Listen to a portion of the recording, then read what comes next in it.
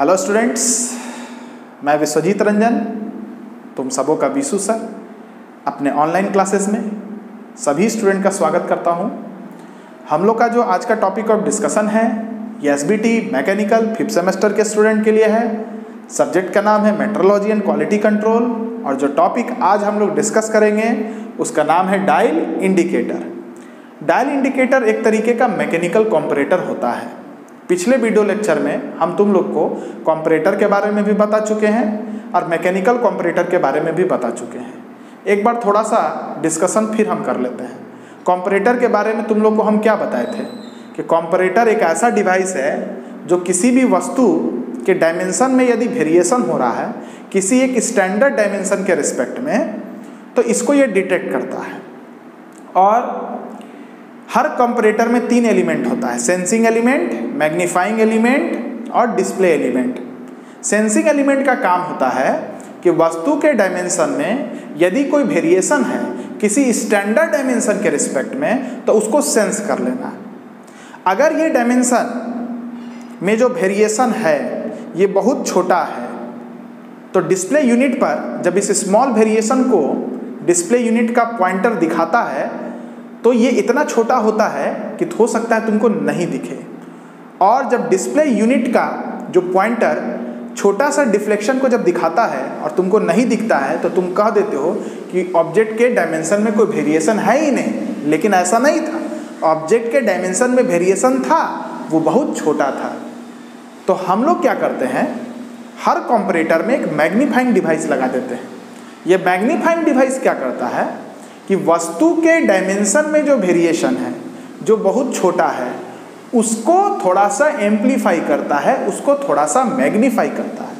और ये जो मैग्नीफाइड वेरिएशन इन डायमेंशंस आया इसको डिस्प्ले यूनिट पर जब भेजता है तो ये पॉइंटर डिफ्लेक्शन को शो करता है क्योंकि ये मैग्नीफाइड होके आ रहा है। और जब पॉइंटर के डिस्प्ले यूनिट के पॉइंटर में जब डिफ्लेक्शन आता है तो तुम कहते हो कि डिफ्लेक्शन है, इसका मतलब है वस्तु के डायमेंशन में वेरिएशन है। ये कॉम्परेटर के बारे में चर्चा की है। मैकेनिकल कॉम्परेटर में क्या होता है, सेंसिंग एलिमेंट जब वस्तु के डायमेंशन में जो छोटा सा वेरिएशन आ रहा है, जब उस वस्तु के डायमेंशन को किसी स्टैंडर्ड डायमेंशन के साथ कंपेयर कर रहे हैं तो उसको मैग्नीफाई करने के लिए किसी मैकेनिकल डिवाइसेस या मैकेनिकल लिंकेजेस का हेल्प लेता है ताकि वेरिएशन इन डायमेंशन जो बहुत छोटा है उसको मैग्नीफाई करके डिस्प्ले यूनिट पर भेजे और पॉइंटर एक बढ़िया डिफ्लेक्शन को शो करे। और जब पॉइंटर का डिफ्लेक्शन दिखेगा तो आप कहिएगा कि ऑब्जेक्ट के डायमेंशन में वेरिएशन है, ऑब्जेक्ट का डायमेंशन स्टैंडर्ड डायमेंशन के अनुरूप नहीं है। मतलब कुल मिला के ये है कि ऐसा कॉम्परेटर जिसमें मैग्नीफाइंग डिवाइसेस में हम लोग मैकेनिकल डिवाइस या मैकेनिकल लिंकेज का यूज करते हैं, ऐसे ही कॉम्परेटर को हम लोग कहते हैं मैकेनिकल कॉम्परेटर। और मैकेनिकल कॉम्परेटर का एक एग्जांपल है डायल इंडिकेटर। डायल इंडिकेटर में जो नाम है वो क्लियर है तुमको। इंडिकेटर मतलब इंडिकेट करना। क्या इंडिकेट करेगा कि वस्तु के डायमेंशन में वेरिएशन है और इसको इंडिकेट करने के लिए किसका हेल्प लेगा, डायल का। डायल मतलब होता है पॉइंटर, घड़ी में डायल होता है ना, इसलिए ऐसे कॉम्परेटर को बोलते हैं डायल इंडिकेटर या डायल गेज। ठीक है, तो चलो अब देखो ध्यान से यहाँ तुम लोग। सबसे पहले इस डायल इंडिकेटर का हम कंस्ट्रक्शन तुम लोग को बताएंगे, उसके बाद फिर वर्किंग पर चर्चा होगी। इसके कंस्ट्रक्शन की जब बात होगी तो इसमें सबसे पहले यहाँ होता है प्लंजर। जब इस वस्तु के डायमेंशन में वेरिएशन होता है तो इस प्लंजर में रेसिप्रोकेटिंग मोशन होता है, दिख रहा है ना, अप एंड डाउन मोशन। अब ये प्लंजर इधर नहीं भागे इधर नहीं भागे, प्लंजर का मोशन बिल्कुल वर्टिकल रहे। यहाँ पर तुम लगाते हो गाइड वे। गाइड वे का काम होता है इस प्लंजर को बिल्कुल इसी वर्टिकल डायरेक्शन में रेसिप्रोकेट करने के लिए गाइड करना। मतलब ये हो गया प्लंजर और ये हो गया गाइड वे, दो को पार्ट हो गया। इसके बाद देखो यहाँ इस प्लंजर में लगा होता है रैक। इस रैक में क्या होता है, तो जब प्लंजर तुम्हारा रेसिप्रोकेटिंग मोशन करता है तो जो रैक इस प्लंजर से अटैच है ये भी रेसिप्रोकेटिंग मोशन करता है। और इस रैक के साथ कौन अटैच है, पिनियन P1। तो जब रैक में रेसिप्रोकेशन है तो इस पिनियन P1 में रोटरी मोशन है। ठीक है, अब ये पिनियन P1 जब रोटेट करेगा तो इसके साथ G1 जो सेम शाफ्ट पर, ये दोनों सेम शाफ्ट पर होता है, P1 G1 सेम शाफ्ट पर होता है। तो जब P1 रोटेट करेगा तो चूंकि P1 G1 सेम शाफ्ट पर है तो जब P1 रोटेट करेगा तो G1 भी सेम RPM से रोटेट करेगा। अब देखो ये जो G1 है ये यहाँ पर पिनियन गियर P2 के साथ एक्सटर्नल मिसिंग में है, जिसके वजह से ये P2 में भी रोटरी मोशन आएगा। अच्छा, P2 जो होता है वो सेम शाफ्ट पर G2 के साथ अटैच है, तो जब P2 रोटेट करेगा तो G2 भी रोटेट करेगा सेम RPM के साथ। अब यहाँ देखो जो G2 है वो G3 के साथ एक्सटर्नल मिसिंग में है, तो जब G2 रोटेट करेगा तो G3 भी रोटेट करेगा। और G3 और P3 सेम शाफ्ट पर है, ये P3 है ये G3 है, तो जब G3 रोटेट करेगा तो P3 भी G3 वाले RPM से रोटेट करेगा। और जब P3 में रोटेशन होगा तो पॉइंटर में डिफ्लेक्शन होगा। तो तुम लोग देख रहे हो G1 P1 G2 P2 G3 P3 सब अपने शाफ्ट पर है, लेकिन एक तरीके का कंपाउंड गियर ट्रेन है, पढ़े होगे टर्म में कंपाउंड गियर ट्रेन। अब देखो पॉइंटर डिफ्लेक्ट तो कर गया, लेकिन वापस से पॉइंटर को अगर 0 पर लाना है तो यहाँ पर एक कॉइल स्प्रिंग लगा हुआ होता है। जब पॉइंटर में डिफ्लेक्शन होता है तो इस कॉइल स्प्रिंग में क्या होता है, एक पोटेंशियल एनर्जी स्टोर हो जाता है, और जब इस कॉइल स्प्रिंग का पोटेंशियल एनर्जी रिलीज करता है तो पॉइंटर वापस से अपने स्केल के 0 रीडिंग पर आ जाता है। तो ये इसका कंस्ट्रक्शन हो गया। अब ये काम कैसे करता है इसको हम आगे बताएंगे, पहले कंस्ट्रक्शन को एक बार पढ़ के हम समझा देते हैं कि तुम लोग लिख लेगा। It consist of a plunger, spelling थोड़ा सा इसका ठीक कर लो। It consist of a plunger spindle, ये प्लंजर स्पिंडल है, विच ट्रेवल्स थ्रू गाइडवे, जो गाइडवे के सहारे ट्रेवल करता है, रेसिप्रोकेटिंग मोशन करता है। ठीक है, the plunger spindle carries A rack, इस प्लंजर स्पिंडल में एक रैक होता है, विच इज अटैच्ड विथ, है ना, ये गाइडवे अलग है। ठीक है, the plunger spindle carries A rack which is attached with pinion gear P1। ये जो प्लंजर का स्पिंडल, इसमें एक तो रैक होता है जो पिनियन P1 के साथ मेस में है, अटैच है। यहाँ जाओ gear G1 P1 G2 P2 G3 P3 are compound gear train.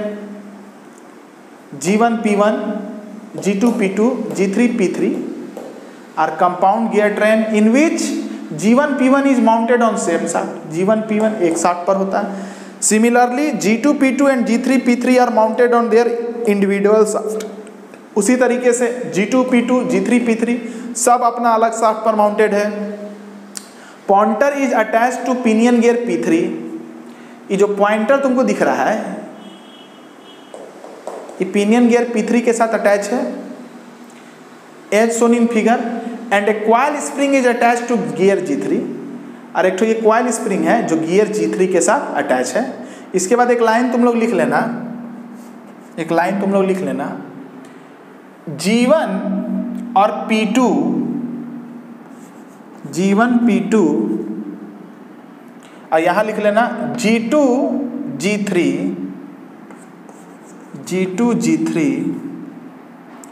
Are in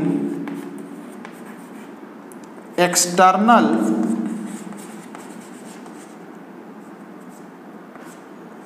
messing, are in external meshing. वो किस मेसिंग में है, एक्सटर्नल मेसिंग में है।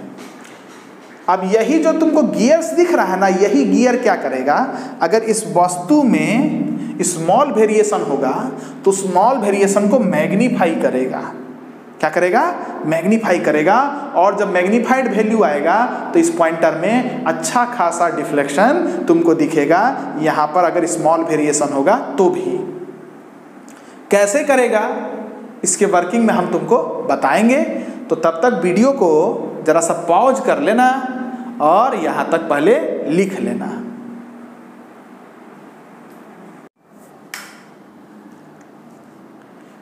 चलिए स्टूडेंट्स, जब हम लोग कंस्ट्रक्शन डायल इंडिकेटर का देख लिए तो अब इसके वर्किंग पर हम लोग देखेंगे कि ये वर्क कैसे करता है। तो इसके वर्किंग को देखने के लिए, ये तो खैर इसका डायल इंडिकेटर का इंटरनल कंस्ट्रक्शन है, इसको थोड़ा सा हम लोग इस डिवाइस को एक्सटर्नली देखते हैं ये कैसा होता है। तो मार्केट से जब डायल इंडिकेटर आप खरीदते हैं तो ये कुछ आपको ऐसा दिखेगा। ये आपका नोब होता है, ये पॉइंटर होता है,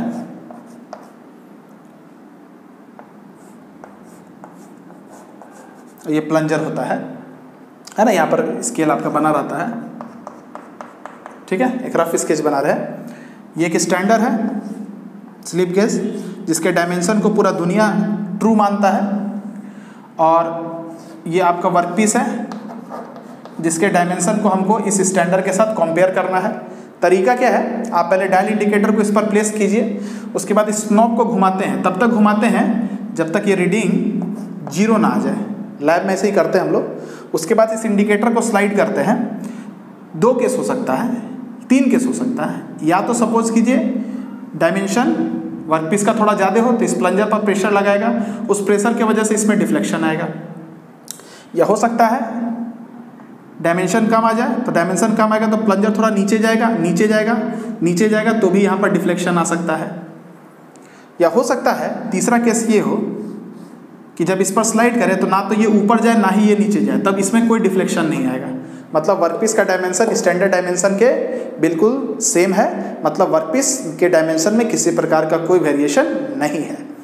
तो इन तीनों केस से हमको ये पता चला कि यदि वर्कपीस के डायमेंशन में कोई वेरिएशन होता है किसी स्टैंडर्ड के रिस्पेक्ट में, तो प्लंजर में एक वर्टिकल मोशन आता है, या तो अपवर्ड या तो डाउनवर्ड।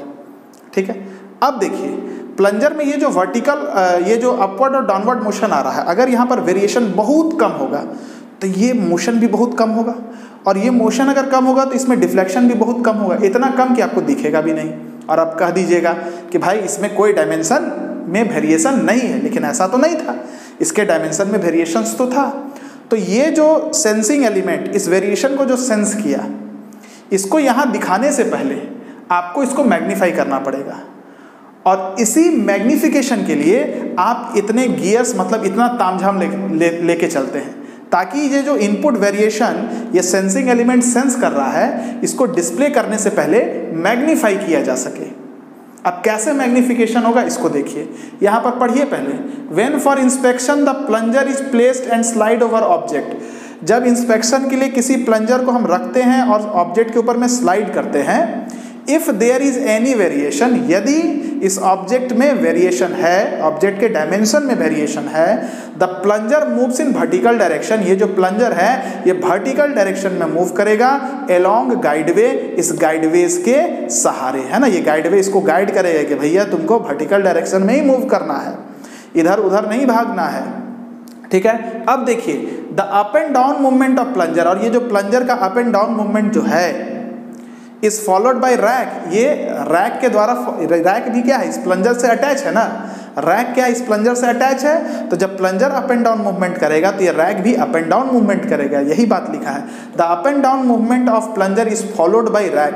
प्लंजर के अप एंड डाउन मूवमेंट को ये रैक फॉलो करेगा, और वो भी इस प्लंजर के अकॉर्डिंगली क्या होगा, अप एंड डाउन मूव करेगा। अब ये जो रैक है वो किसके साथ अटैच है, पिनियन के साथ अटैच है।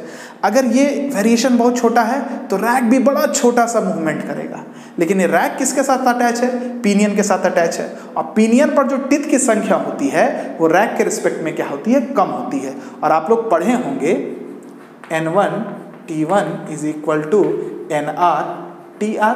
यहाँ रैक मान लीजिए, ये N1 इज इक्वल टू हो जाएगा NR TR बटे T1। आप लोग पढ़े होंगे कि जब भी कोई टॉर्क ट्रांसफर हो रहा है छोटे गियर पर, तो छोटे गियर पर जो आरपीएम आता है वो बढ़ जाता है। क्यों? क्योंकि वहाँ पर टीथ की संख्या कम होती है ना। पढ़े होंगे गियर्स में, एक गियर दो गियर में एक रिलेशन होता है N1 T1 बराबर N2 T2।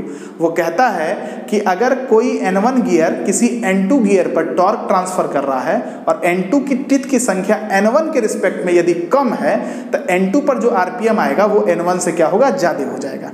यही बात मैं यहाँ पर बता रहा हूँ। N1 मतलब आपका पिनियन हो गया। आपको पता है रैक की टीथ T1 से बड़ी है, मतलब TR/T1 क्या हो गया, 1 से बड़ा हो गया। सपोज कीजिए 5 हो गया, तो N1 जो होगा वो NR का 5 गुना हो जाएगा।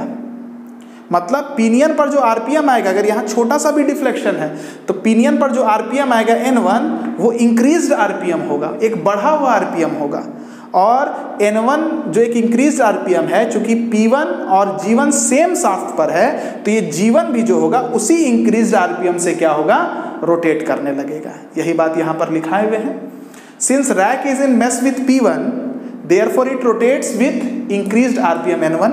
चूंकि आपका ये जो रैक है ये पिनियन P1 के साथ अटैच है, इसलिए पिनियन P1, इट यहाँ पर पिनियन P1 है, इट यहाँ पर पिनियन P1 है।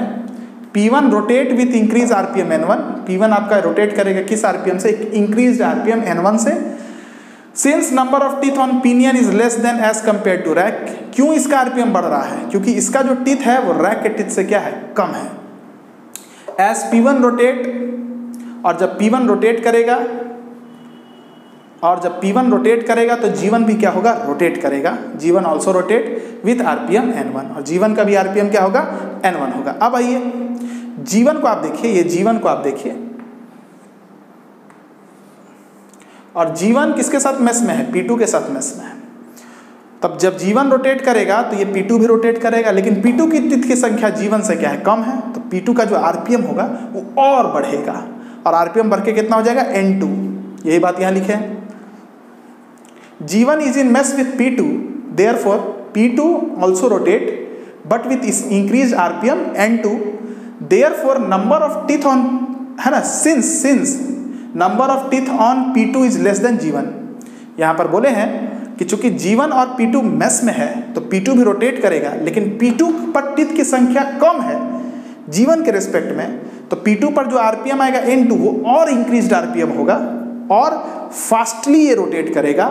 ठीक है, चलिए इसके बाद देखिए लास्ट में लिखा है G2 also rotate with P2 with same RPM N2। और चूंकि ये जो आपका G2 है ये P2 के साथ रोटेट करेगा सेम आरपीएम के साथ, क्योंकि दोनों एक ही शाफ्ट पर माउंटेड होते हैं। यही बात लिखा है, and G2 also rotate with P2 with same RPM N2। अब यहाँ आइए, ये देखिए ये जो G3 है, ये वाला गियर G3 ये G2 के साथ मैच में है, तो G3 भी रोटेट करेगा, लेकिन G3 का जो आरपीएम होगा वो G2 से भी ज़्यादा होगा। क्यों? क्योंकि G3 पर टीथ की संख्या G2 से क्या है, कम है, मतलब G3 पर आरपीएम बहुत ज़्यादा इंक्रीज कर जाएगा। तो आप बोलिएगा कि G3 is in match with G2। G3 जो आपको दिख रहा है, G3 जो आपको दिख रहा है, G3 is in match with G2, therefore G3 also rotate with increased RPM N3। उसके बाद लिखिएगा सिंस क्यों G3 का आरपीएम G2 से बड़ा है, क्यों G3 का आरपीएम G2 से बड़ा है, तो बोलेगा since number of teeth on G3 is less then G2 and P3 also rotates.